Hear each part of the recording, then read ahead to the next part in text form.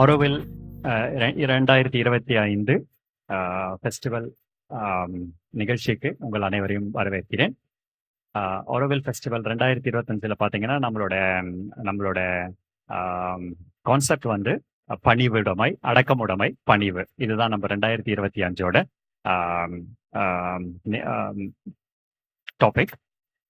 இன்னைக்கு வந்து நம்ம மேடம் வந்து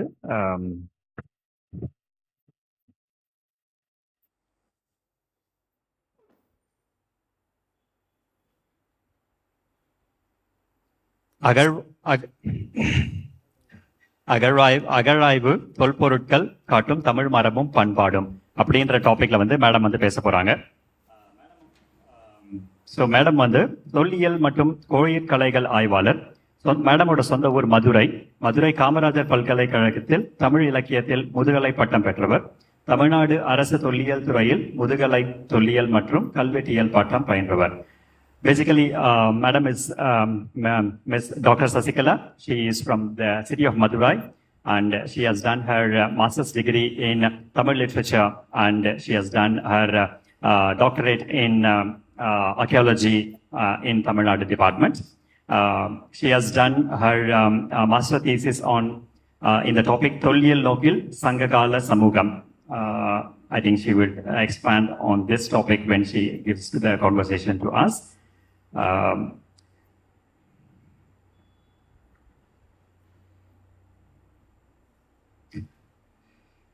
Madam has, Dr. Sasikala has done 10 research papers in topics like archaeology, Tamil literature, ancient traditions, and related topics has been researched by her, and all her research citations has been made into a book.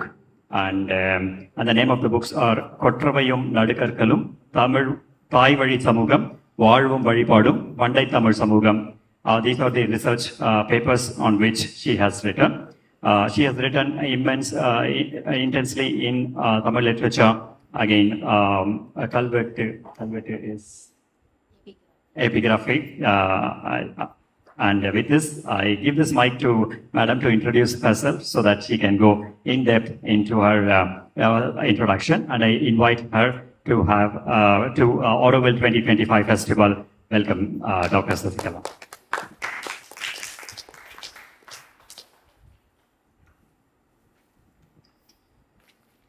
அனைவருக்கும் வணக்கம். உங்களை அனைவரையும் இந்த மாலை பொழுதில் சந்திப்பதில் நான் மிகுந்த மகிழ்ச்சி அடைகிறேன். I am very glad to meet you in this event. Thank you for all organizers and Auroville inviters. Basically, I have done my master degree in Tamil and Tamil medium, so I am unable to talk with very English fluency, but I hope that you can understand, and my antiquities pictures will speak with your own mother tongue. I think that. Thank you.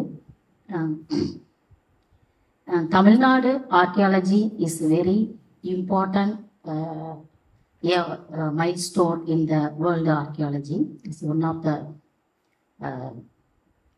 archaeological places more than Egypt and Greek and Mesopotamia, the ancient Sumeria and Mesopotamia civilization, comparatively with the Indus civilization in the Punjab, Sindhu Pradesh of the Indian country. Comparatively, that the Tamil Nadu archaeological sites, it's very important. Tamil Nadu Paleolithic age starts from 15 lakhs years ago. The Paleolithic age. அதாவது 15 லட்சம் ஆண்டுகளுக்கு முன்பு the Homo erectus and Homo sapiens, the anthropologists, the humans, the pre-human forms, the human erectus or human sapiens. That type of the human lived here.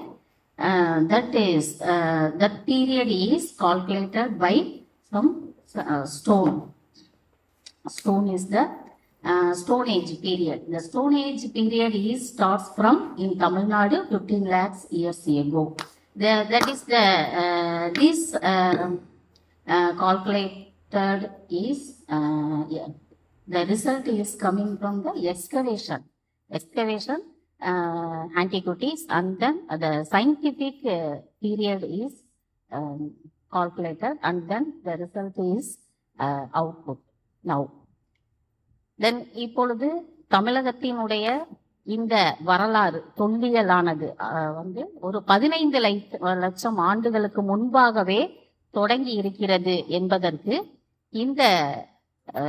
இந்த பகுதிகளில், அதாவது சென்னைக்கு from near Chennai some sites like Pallavaram and then அத்திரப்பாக்கம் இந்த sites, அங்க கிடைக்கக்கூடிய அந்த கற்கருவிகள், அந்த கற்கருவிகளினுடைய காலம் அறிவியல் சயின்டிபிக் மெத்தட் படி, அந்த அறிவியல் முறைப்படி அதனுடைய காலம் 15 லட்சம் ஆண்டுகள் என்பதாக கணிக்கப்பட்டிருக்கிறது.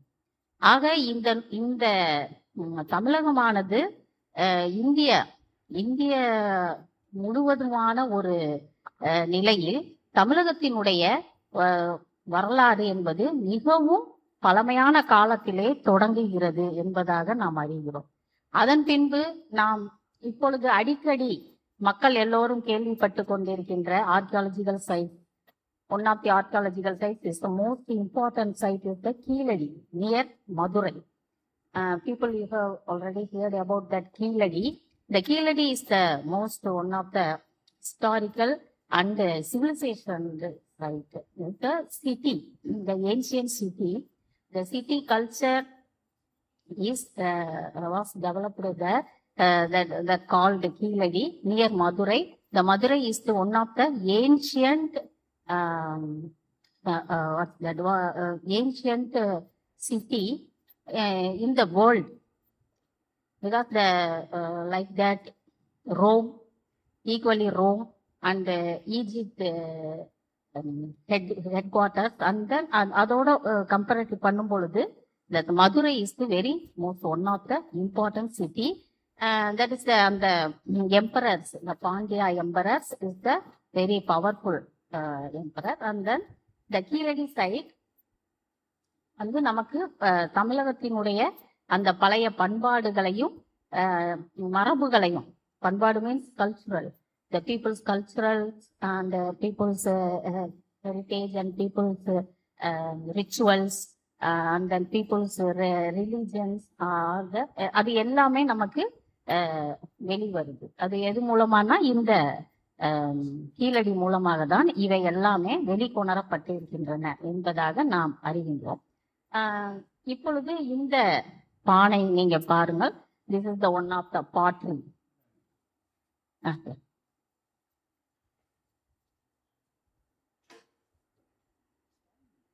Can you switch off this slide? Because the photo is very dim. Yeah.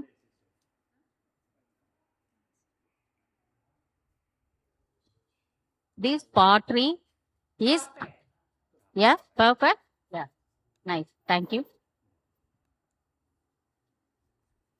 This pottery and earthen from excavated sites, the particular, I have mentioned already that Keeladi. Yeah. This pottery unearthed from Keeladi excavated sites, the particular they put. The pottery is number of potteries and number of antiquities were collected from that sites. Particularly the pottery. Pottery is the one of the very, the mic is not working. I think that, yeah. Okay, right. But can you hear? The pottery is the one of the very significant of the cultural aspect of Tamil peoples, because of the black and red ware is the very cultural identification of the Tamils. The Tamil people were identified by this pottery. Particularly, that color is black and red ware. The black and red ware starts from the Indus civilization. The Indus civilization, and then Punjab and Sindhu Pradesh, and then Punjab, Sindhu, Gujarat, Maratha, Dravida, Utkala, Banga. That's the national anthem of India. அந்த பகுதிகளில் இந்த சிந்து சமவெளி நாகரிகத்திலிருந்து தொடர்ச்சியான ஒரு பண்பாடு தமிழகத்திலும் அது வந்து இருந்திருக்கிறது. ஸோ இது வந்து மக்களினுடைய ஒரு தொடர்ச்சியான ஒரு கண்டினியூட்டி, ஒரு கல்ச்சுரல் சீக்வன்ஸாக இந்த பாட்ரி ஐடென்டிஃபிகேஷன் வந்து நமக்கு வந்து தெரிகிறது. இப்போ next one, this is the two type of potteries. This type of pottery is only an urn. Urn is the burial. The ancient Tamil people, the dead body is put in this pottery. So the urn, this is called in urn, thali. Tamil on the thali, Mudumakkal thali. In the whole of the Tamil Nadu, all our potteries are collected. But this is the urn. And how can I set this urn? Because on the rim portion, you have you can see one connecting with your one chain. Can you see that? This is called what is that? The mother and the child, no? Mother with child. What is that? Yeah. That means topul. Yeah. Topul. Yeah. Thank you. Topul kodi. That's the connecting with mother and baby. The child. So the birth is identified by this symbol. And then the birth circle is come to the end. So the தொப்புள் கொடி is அது வந்து இப்படி விலகி இருக்கும். So அந்த உயிர் வந்து வெளியே போயிருச்சு அப்படின்றத வந்து சிம்பாலிக்கா அதை வந்து ஒரு சிம்பலைஸ்டா வந்து தேவேர் இதை வந்து அவங்க செஞ்சிருக்காங்க. So Tamil culture is not only for the what's that? Not only for the civilized ones. This is the Ma'am, you can speak in Tamil, and okay. then we can we translate it? Yeah. Thank you. Thank you.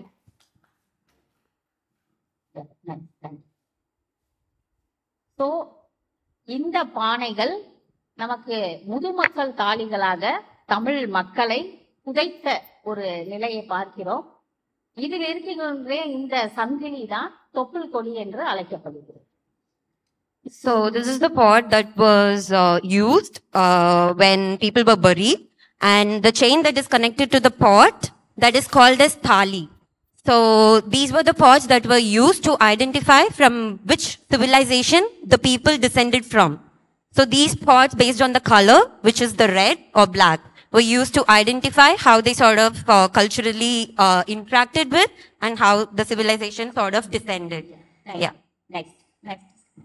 Yeah. This is the last. No. Back. Yeah.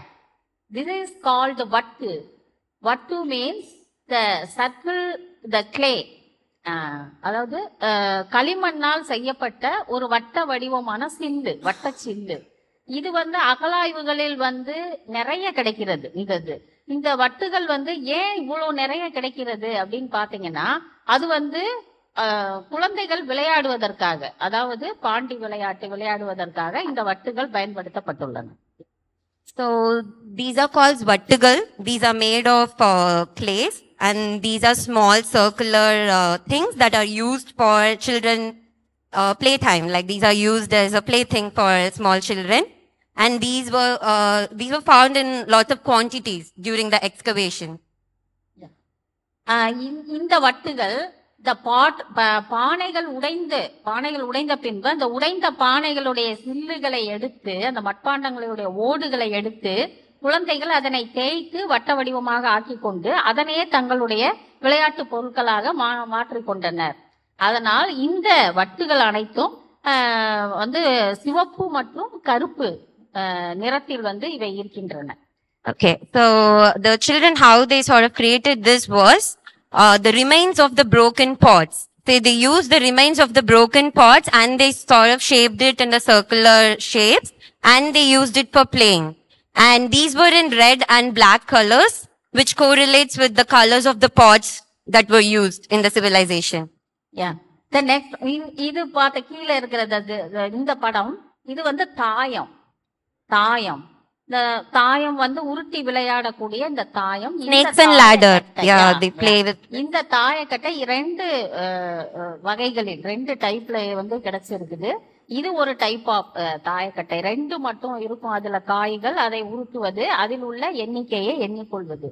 அதில் வந்து அந்த புள்ளிகளை வைத்துக்கொண்டு அதிலும் 12 எண்கள் வருவதாக இது வந்து தாயக்கட்டைகள். இவையெல்லாம் இந்த அகழாய்வில் கிடைத்த தொல்பொருட்கள்.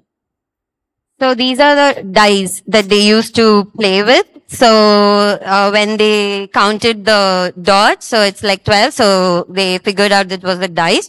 And these are the materials that were also found in large numbers during the excavation. Yeah. இந்த பொருட்கள் அனைத்தும் நாம் பார்ப்பது இவை குழந்தைகள் விளையாடுவதற்கோ அல்லது பெரியவர்கள் தாயம் உருட்டி விளையாடுவதற்கோ என்று நாம் நினைக்கலாம். ஆனால் அவை அதற்காக மட்டும் செய்யப்பட்டவை அல்ல. ஏனென்றால் இந்த வட்டுகளை நாம் வந்து சிறு குழந்தைகள், நீங்கள் நொண்டி விளையாடு, பாண்டி விளையாட்டு என்று சொல்வோம், நீங்கள் அதை அறிந்திருப்பீர்கள். அவர்கள் ஒரு காயினை போட்டுவிட்டு குதித்து குதித்து அந்த கட்டங்களை தாண்டுவார்கள். அதே போன்று இந்த சதுரங்க காய்களை நாம் நகர்த்துவதும் கட்டங்களை நகர்த்துவோம். இவை எல்லாம் எதை குறிப்பிடுது என்றால் அந்த வேளாண்மை நிலத்தை பகுத்து யார் யாருக்கு எந்தெந்த நிலம் கொடுக்கப்பட வேண்டும், அந்த வருடத்திற்கு யார் யாருக்கு வேளாண்மை செய்ய எந்த நிலம், எந்த எண்ணிக்கை உள்ள நிலம் கொடுக்கப்பட வேண்டும் என்பதற்காக அவர்கள் அந்த ஆலமரத்தினுடைய நிழலில் அமர்ந்து அந்த வயதானவர்கள் இந்த வட்டுக்களையும் இந்த தாயங்களையும் விளையாடி இருப்பதாக சங்க இலக்கியங்கள் கூறுகின்றன. Okay, so initially during the excavation, they thought these are just play materials used for children and like the old people alike. But during deep study, they found out that these were also used to segregate agricultural land. So they used to form the agricultural land, segregate in square shapes, and they used to play dice to sort of give them the allotted land.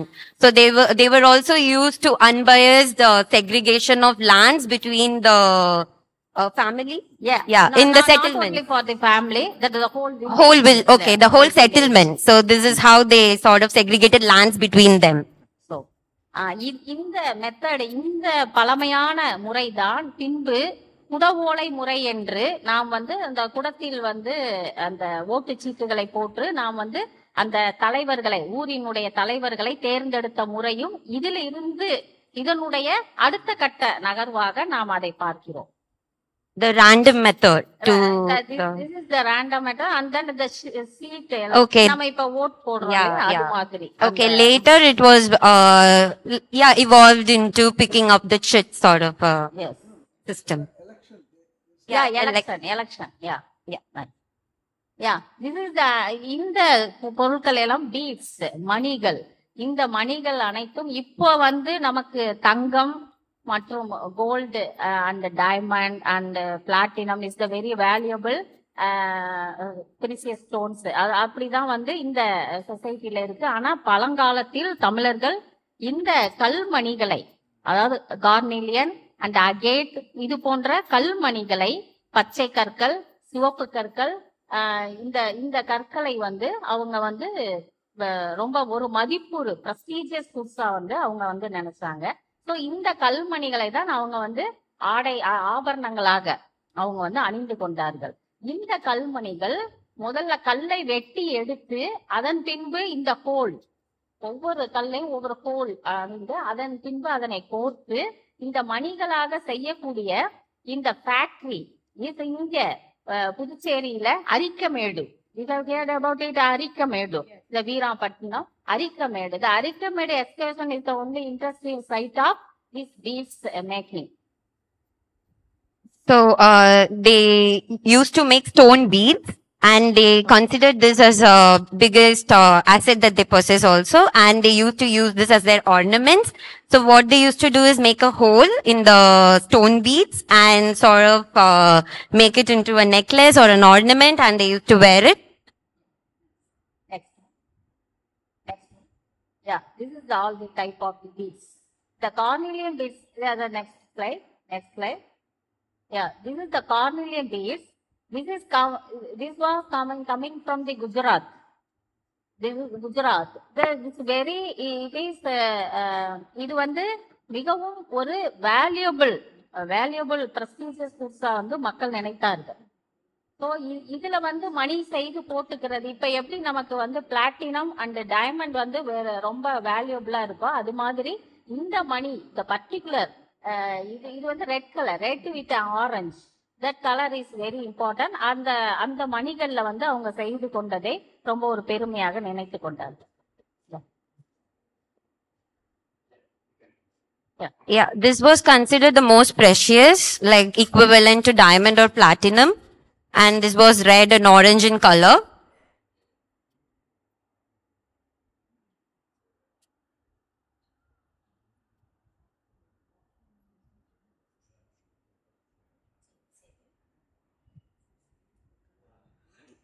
Sorry, ஏன்னா நாங்க கொஞ்சம் program வேற இடத்துல இருந்து மாத்தணும்.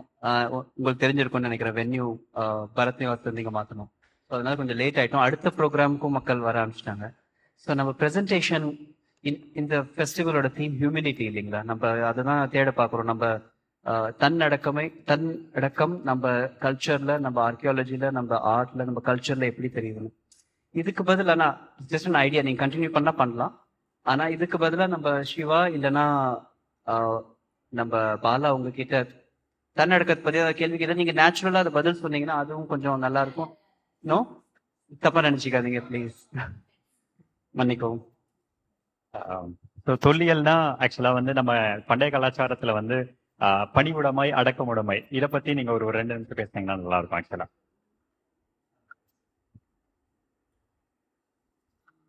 அதாவது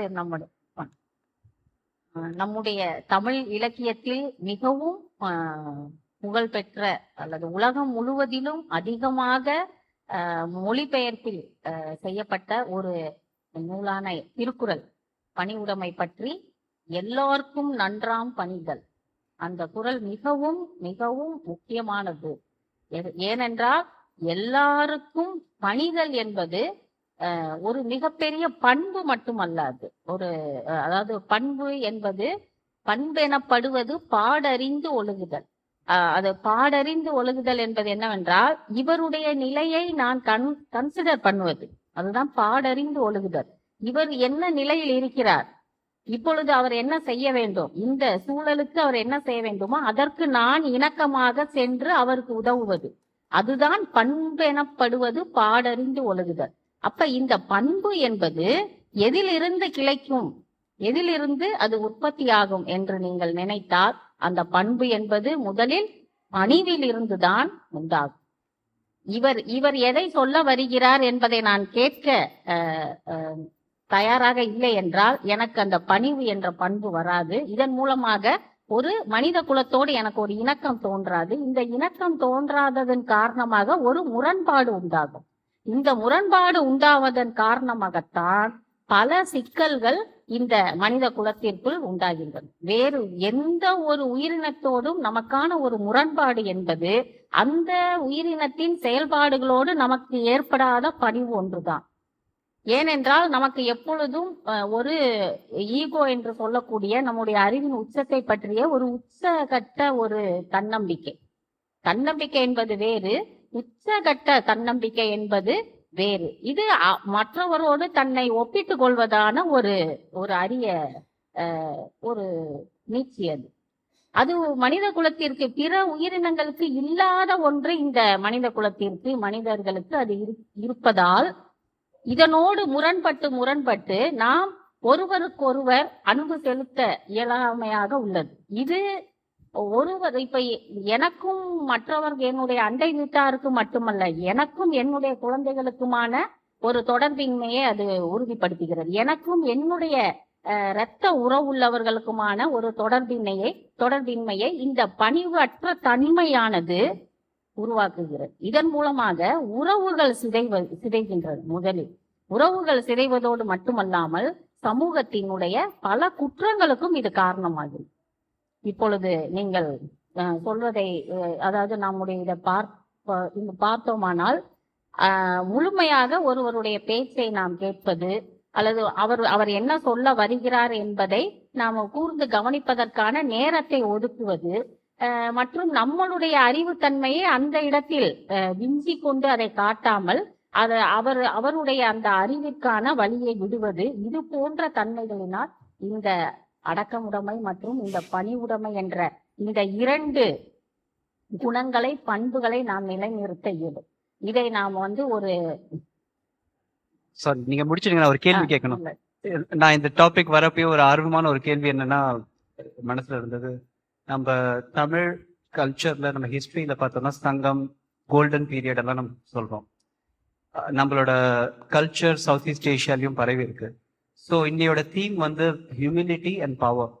so நம்ம தமிழ் சோழர்களோ இல்லை பாண்டியர்களோ இல்லை யாரெல்லாம் வெளில போனாங்களோ அவங்க பவரையும் ஹியூமிலிட்டியும் எப்படி ஒரு பேலன்ஸ் வச்சிருந்தாங்க. ஏன்னா நம்ம இப்போ வெஸ்ட்ல இருந்து வந்தவங்களை பார்க்குறோம், கோலனைசேஷன் சொல்றோம்.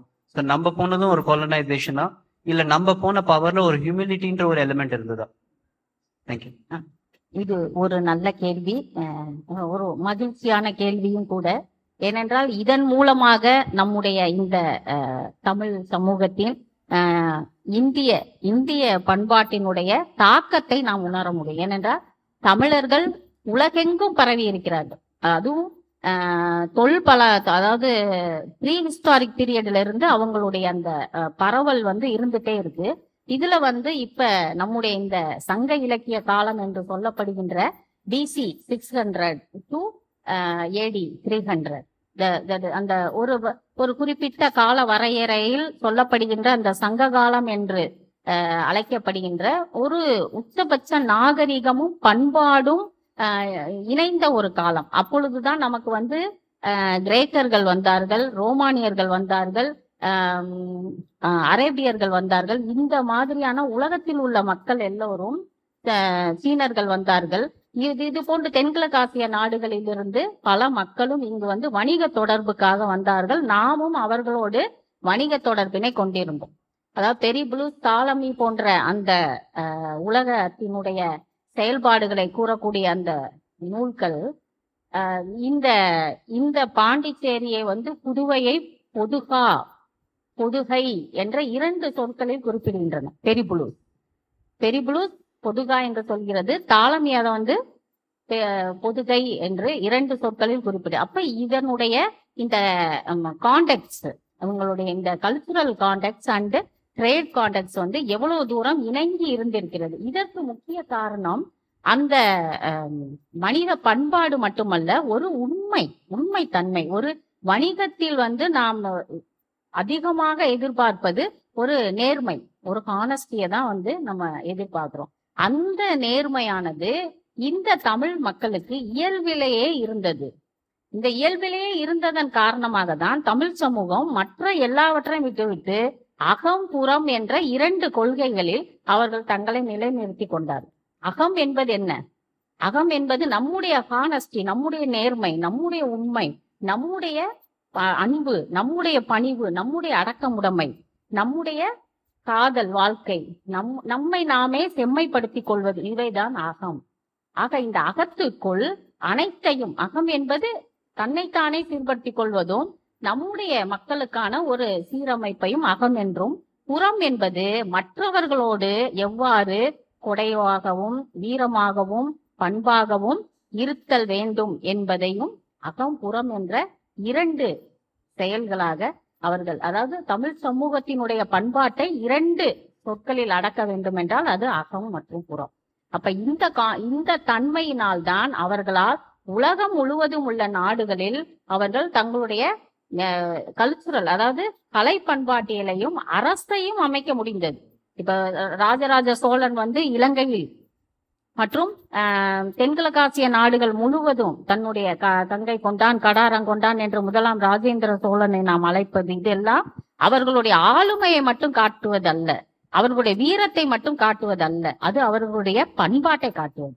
மற்றொன்று மிக முக்கியமானது அவர்களுடைய மொழி. இந்த தமிழ் மொழிக்கான ஒரு செறிவு, அதற்கான ஒரு இலக்கியம், அதற்கான ஒரு இலக்கணம், இவை அனைத்தும் வெறும் ஒரு கனெக்ஷன், ஒரு தொடர்புக்கான மொழியாக இல்லை. இந்த மொழி என்பது குறிப்பாக பண்பாட்டினையும் வாழ்வியலையும் தத்துவத்தையும் கூறக்கூடியதாக இந்த மொழி இருக்கிறது. எந்த ஒரு மொழியிலும் இல்லாத ஒரு பெரும் சிறப்பு இந்த மொழிக்கு இருப்பதால் அந்த மொழியையே தங்கள் தாய்மொழியாக கொண்ட இந்த மக்கள் சென்ற இடமெல்லாம் மக்களோடு இணங்கி இருந்தார்கள். அதுதான் இந்த ஒரு கனெக்டிவிட்டிக்கு ஒரு காரணம். நன்றி.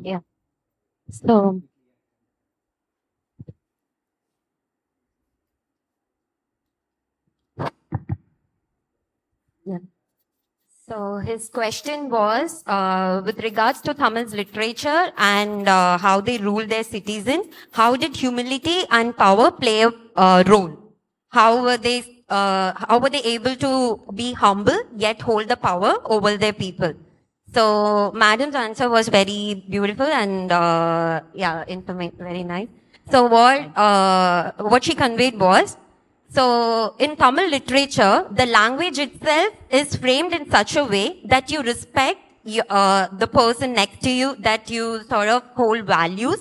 And the Sangam literature, which is the era between 600 BCE to 300 AD, during that period is when a lot of people migrated and they sort of started settling in India. But during that era, the Sangam literature classified 2 things, which is Agam and Puram. Agam means inner and Puram means outer. So they did Agananuru and Purananuru, which sort of has principles and values and guidelines to manage yourself and how to interact with the outside world. So based on this, the kings who were deeply rooted in their Tamil tradition and culture and their language especially, they were able to follow this with their citizens and with themselves. So in general, these rulers and Tamil people had strong values that they value through the language itself. So it was in their mother tongue, it was taught to them through language and practices. So and that's why they were able to instill power yet be humble and also be people's king. So that's how they call Rajaraja Cholan and the descendants. Yes. Yeah. Oh, nice. Thank you. Thank you. Okay. Thank you so much, ma'am. Yeah, it was very beautiful. மிகவும் நன்றி. Yeah. Quick question. Yeah. Have you found something similar in the... Thank you for your expertise in the Tamil culture. In your comparative study, did you find a similarity in the civilizations of the north of India? Were the kings ruling from that inner consciousness through the language? Was that in the north as much as it was in the south that you have found? Yes, madam. அவங்களோட கொஞ்சம் transfer பண்ணுங்க கரெக்டா. North இந்தியாவில் இருந்த அரசர்களுக்கும் இதே மாதிரி இருந்தாங்களா? அதாவது அகமும் புறமும் கலந்து ஆட்சி இருந்தாங்களா? ஸோ நார்த் இந்தியாவில் இருந்த அரசர்கள் எப்படி இருந்தாங்கன்னு the archaeologically based, அதாவது தமிழகத்தினுடைய வரலாற்றை பொறுத்தவரை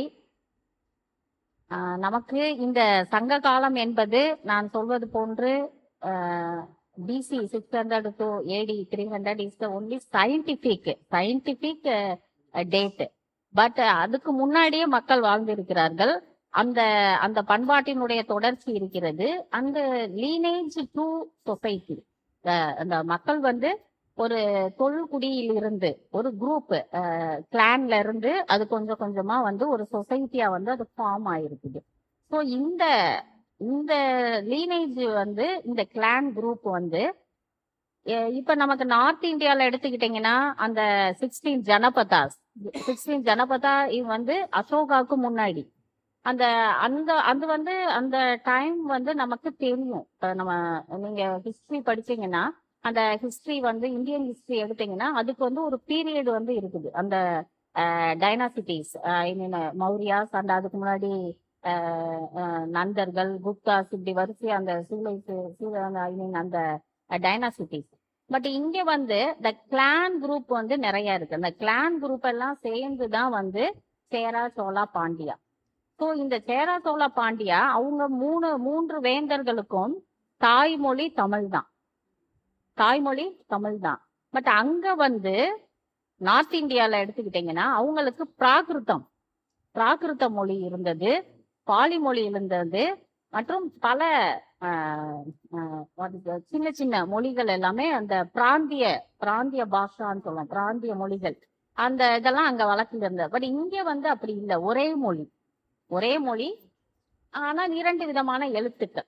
முதல்ல ஒரு விதமான எழுத்து, அதுக்கப்புறம் டெவலப்டுல முதல்ல வந்து Tamil Brahmi, called written form Tamil Brahmi, and then அது வட்டெழுத்து. ஸோ இந்த மாதிரி ஒரே மொழியின் கீழே மூவேந்தர்கள் ஆகிய 3 பேரும் அரசாண்டதனால் இவர்களுக்கும் அவர்களுக்கும் ஒரு வித்தியாசம் இருக்கு. அது மொழியினுடைய அடிப்படையில். இந்த மொழியினுடைய அடிப்படையில் தான் இவர்கள் வந்து இந்த கொள்கையை வச்சிருந்தாங்க, அகம்புறம் என்ற இந்த 2 கொள்கைகள். அவர்கள் வாழ்க்கையிலே வந்து இப்ப கடையெழு வள்ளல்கள் என்று நாம் சொல்லுவோம். சங்க இலக்கியத்துல கடையெழு வள்ளல்கள், பாரி, சாரி, இது போன்ற அதியமான் போன்ற 7 வள்ளல்களை நம்ம சொல்லுவோம். அந்த மாதிரியான ஒரு சீக்வன்ஸ் வந்து வட இந்தியாவில நமக்கு இல்லை, கர்ணனை தவிர. அதுவும் அந்த கர்ணனுடைய கேரக்டரும் அது ஒரு புராணிக் பாத்திரம், அது ஒரு புராண கதை மகாபாரதத்துல. அப்ப இந்த மாதிரியான ஒரு பண்பாடு மொழியினுடைய அடிப்படையில், வீரத்தினுடைய அடிப்படையில், இந்த மக்களினுடைய இயல்பான வாழ்க்கையினுடைய அடிப்படையில் இருப்பதுதான் இந்த வட இந்திய அரசுக்கும் தமிழகத்தினுடைய தென்னிந்திய அரசுக்குமான ஒரு வேறுபாடு. So her question was, what's the difference between North India and if they had the same set of principles as Agananuru and Purananuru, and how was it different? Yeah. So in Tamil Nadu or in the southern part of India, the civilization dated back, as ma'am said, like 15 lakh years before. So when people were like early civilizations, they were still hunters and gatherers and like small communities, and they inherently had the values, and that was passed on like without any invasion from other communities or any other invaders. So they were able to culturally keep it intact within themselves. And when it comes to northern part of India, though they were like Vedic tribe, the Janaprada system and everything that was formed, the rulings and the dynasties were mostly influenced by the invaders and how they sort of come there and rule the people. But in Tamil Nadu, it was passed on by generations on generations through lineage, through passing down the values between the ruling communities. So they had Pandyas, Cholas and Cheras who were still they were treated as different rulers and dynasties. The values that they held was very intact. That was rooted in Tamil literature and even the cultural identity. So that's why even though in differences, they were all centered in the value, and it was kept intact without any disparity from the external influences. So that's why it was different in northern part of India, and it was very much different in the southern part of India. Yeah. Thank you. Thank you.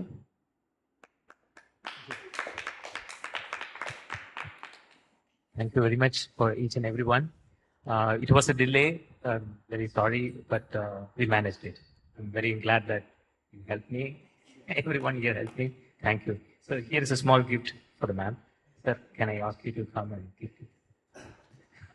Thank you, sister. Thank you for the translation of because thank you.